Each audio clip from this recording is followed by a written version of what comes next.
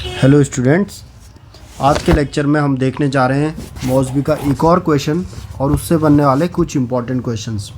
और आज का जो टॉपिक रहने वाला है वो है थायरॉयडेक्टमी।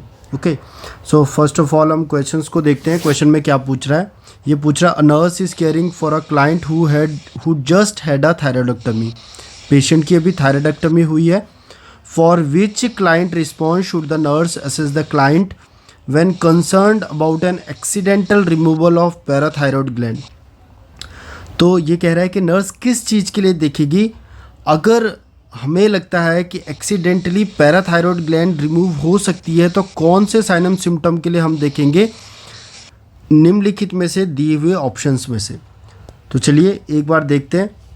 जब भी बच्चे, मैं आपको इमेज से एक बार ये चीज़ एक्सप्लेन करना चाहता हूँ कि थायराइड ग्लैंड और कैसे पैराथायरॉयड ग्लैंड पे भी असर डाल सकती है। तो इमेज में आप देख सकते होंगे ये थायराइड ग्लैंड है। मान लो हम थायराइडेक्टमी कर रहे हैं, यानी कि थायराइड ग्लैंड को रिमूव कर रहे हैं। ओके, तो थायराइड ग्लैंड को रिमूव कर रहे हैं, बट बच्चे थायराइड ग्लैंड के साथ पैराथायरॉयड ग्लैंड भी होते हैं। ये है पैराथायरॉयड ग्लैंड, और ये जो पैराथायरॉयड ग्लैंड है ये रिस्पॉन्सिबल होते हैं ब्लड में कैल्शियम के अमाउंट को, लेवल को बढ़ाने के लिए। ओके, जब आप एंडोक्राइन पढ़ रहे होंगे उस समय पे आपको पढ़ाया होगा कि कैल्सीटोनिन आपका क्या करेगा, कैल्सीटोनिन ब्लड से लेके जाता है बोन में और बोन में कैल्शियम को डिपॉजिट करता है। तो कैल्सीटोनिन टू इन, यानी कैल्शियम को बोन के अंदर डालना, कैल्सीटोनिन वह ब्लड में कैल्शियम की मात्रा को कम करेगा। जबकि पैराथायरॉयड हार्मोन जो कि पैराथायरॉयड ग्लैंड निकालती है वो क्या करता है, वह बोन से ब्लड में लाता है कैल्शियम। तो ब्लड में कैल्शियम की मात्रा को बढ़ाता है पैराथायरॉयड हार्मोन जो कि निकाल रहा है पैराथायरॉयड ग्लैंड। तो मान लो बच्चे, अगर हम थायराइडेक्टमी कर रहे हैं तो यह पॉसिबल है कि थायराइडेक्टमी के साथ एक्सीडेंटली हम इन पैराथायरॉयड ग्लैंड्स को भी रिमूव कर दें। तो जब ये पैराथायरॉयड ग्लैंड एक्सीडेंटली रिमूव्ड होंगी, हमारी बॉडी में कैल्शियम का अमाउंट कैसा हो जाएगा, कम, क्योंकि यही कैल्शियम का लेवल हमारी बॉडी में बढ़ा रही थी। तो जब कैल्शियम का लेवल कम होगा तो कभी भी आपसे अगर एनक्लेक्स और मौसबी में क्वेश्चन पूछा जाए तो आप बताएंगे कि पेशेंट को थायराइडेक्टमी के बाद जो साइन एंड सिम्टम्स देखे जा सकते हैं वह हाइपोकैल्सीमिया के देखे जा सकते हैं। बहुत बड़ा क्वेश्चन है। एक पेशेंट जिसको थायराइडेक्टमी हुई है उसमें हाइपोकैल्सीमिया के साइन एंड सिम्टम के लिए आपको पेशेंट को ऑब्जर्व करना है, क्योंकि आप जानते हैं कि थायराइडेक्टमी के साथ एक्सीडेंटली पैराथायरॉयड ग्लैंड भी क्या हो सकती हैं, रिमूव हो सकती हैं। तो आइए देखते हैं इसका आंसर क्या है।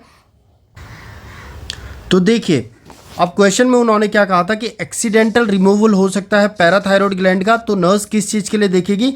आंसर में देखिए टिटैनी।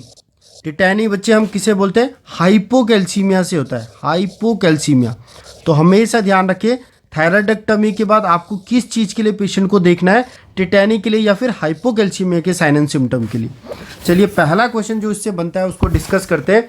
ये कह रहा है, after thyroidectomy look for sign of hypocalcaemia.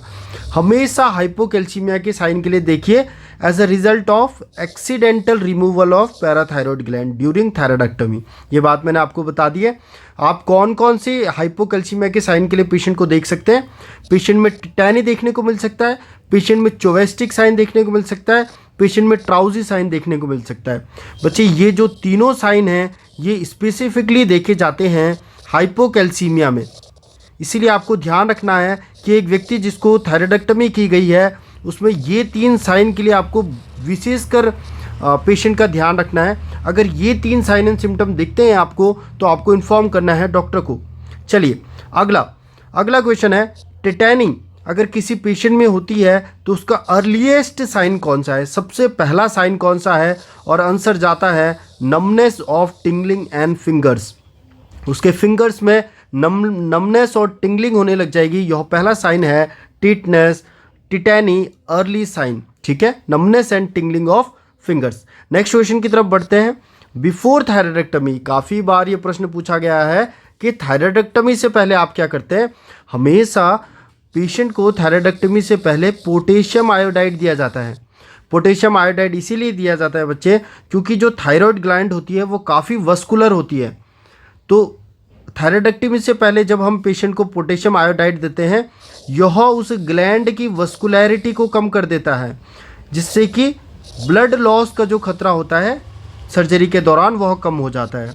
तो हमेशा याद रखना, वो कई बार एग्जामिनेशन में नॉर्सेट में पूछता है कि थायराइडेक्टमी से पहले पेशेंट को क्या देंगे, पोटेशियम आयोडाइड या फिर आयोडीन कंटेनिंग एजेंट्स दिए जाते हैं, जिससे कि क्या हो जाए, जो वो ग्लैंड है उसकी वस्कुलैरिटी कम हो जाए, ताकि सर्जरी के दौरान ब्लड लॉस होने का खतरा कम हो। ठीक है, बहुत अच्छा पॉइंट था, याद रखिएगा। अगला पॉइंट देखिए, आफ्टर थायराइडेक्टमी, थायराइडेक्टमी की बात याद रखिएगा बच्चे, व्यक्ति को हो सकता है लैरिंजियल नर्व डैमेज, व्यक्ति को लैरिंजियल नर्व डैमेज हो सकती है। इसीलिए अगर हॉर्सनेस ऑफ वॉइस आपको देखने को मिल रही है पेशेंट में, तो आपको इन्फॉर्म करना है हेल्थ केयर प्रैक्टिशनर को, क्योंकि आप जानते हैं कि एक व्यक्ति जिसकी थायराइडेक्टमी हुई है, अगर उसमें हॉर्सनेस ऑफ वॉइस देखने को मिल रही है, तो आप समझ जाना इनकी जो लैरिंजियल नर्व है वह डैमेज हो चुकी है। ठीक है, इस इमेज में बच्चे आप देख पा रहे होंगे, यह थायराइड ग्लैंड है। तो अगर आप इसको रिमूव कर रहे हैं तो एक्सीडेंटली कौन सी नर्व डैमेज हो सकती है, लैरिंजियल नर्व। देखिए लैरिंजियल नर्व, ये जो नर्व है ये लैरिंजियल नर्व है, तो लैरिंजियल नर्व डैमेज हो सकती है। तो हमेशा याद रखना, थायराइडेक्टमी के बाद आप पेशेंट को देखेंगे कि कहीं पेशेंट को लैरिंजियल नर्व इंजरी तो नहीं होगी, और इसका जो साइन आएगा वो क्या आएगा, hoarseness of voice, hoarseness of voice. तो ये पॉइंट याद रखिएगा, मॉसबी में कई बार पूछा जाता है। चलिए, तो hoarseness of voice laryngeal nerve damage को बताएगा। अगला पॉइंट, आफ्टर थायराइडेक्टमी, थायराइडेक्टमी के बाद बच्चे याद रखिएगा, हमेशा बेड के साइड में 3 चीज़ें मौजूद होनी चाहिए। कई बार वो क्वेश्चन पूछ लेता है कि एक पेशेंट जिसकी थायराइडेक्टमी हुई है उसके बेड साइड आपने कौन कौन सी चीज़ें रखनी है। पहला, हमेशा रखिए ट्रैकेस्टमी सेट, हमेशा रखिए ऑक्सीजन, हमेशा रखिए सक्शन, क्योंकि थायराइडेक्टमी हुई है तो नेक में ऑब्स्ट्रक्शन हो सकता है एडिमा की वजह से, जिसकी वजह से बच्चे उसको रेस्पिरेटरी ऑब्स्ट्रक्शन हो सकता है। तो रेस्पिरेटरी ऑब्स्ट्रक्शन होने के केस में हमारे पास इमरजेंसी के लिए ट्रैकेस्टमी सेट होना चाहिए, ऑक्सीजन होना चाहिए, सक्शन होना चाहिए, हमेशा याद रखिएगा। अगला पॉइंट, थायराइडेक्टमी के बाद ये कह रहा है कि व्यक्ति को हो सकती है एयरवे ऑब्स्ट्रक्शन, एडिमा की वजह से, मैंने आपको बताया। ओके, इसीलिए हमेशा स्वेलिंग के लिए देखिए, अगर उसकी नेक में स्वेलिंग आ रही है तो आपको जल्दी से जल्दी ऑब्जर्व करना है और एससीपी को इन्फॉर्म करना है, अदरवाइज बच्चे वहाँ पर उस व्यक्ति को हो सकती है airway obstruction. Okay, and the last question is if a patient is in ward after thyroidectomy, thyroidectomy के बाद पेशेंट वार्ड में है तो उसको कौन सी पोजीशन दी जाएगी, और आंसर जाएगा सेमी सिटिंग पोजीशन, ताकि बच्चे एडिमा ना हो। सेमी सिटिंग पोजीशन में जो ड्रेनेज है वह ग्रेविटी के वजह से नीचे आएगा और नेक में एक्यूमुलेट नहीं करेगा। तो एडिमा से प्रिवेंट करने के लिए, नेक ऑब्स्ट्रक्शन से प्रिवेंट करने के लिए या एयरवे ऑब्स्ट्रक्शन से प्रिवेंट करने के लिए पेशेंट को दिया जाता है सेमी सिटिंग पोजीशन। तो ये इंपॉर्टेंट पॉइंट्स हैं जो कि थायराइडेक्टमी से बनते हैं हमारे एनक्लेक्स, मॉसबी, लिपिनकॉट की बुक्स में, इतना याद रखिएगा। ओके, तो मिलते हैं नेक्स्ट वीडियो में नेक्स्ट क्वेश्चन के साथ। Thank you.